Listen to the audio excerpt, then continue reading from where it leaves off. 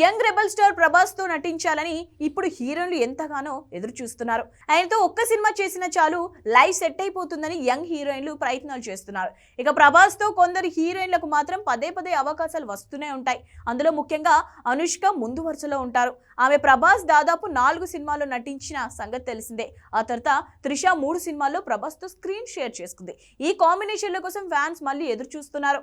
ఒక్క సినిమా వీళ్ళ కాంబినేషన్ లో మళ్ళీ వచ్చినా చాలు అనుకుంటున్నారు. ఇప్పుడు అది నిజమయ్యే అవకాశాలు కనపడుతున్నాయి. వరుస పెట్టి సినిమాలు చేస్తున్న ప్రభాస్ ఇప్పుడు సందీప్ రెడ్డి వంగ దర్శకత్వంలో స్పిరిట్ అనే సినిమా చేస్తున్న సంగతి తెలిసిందే.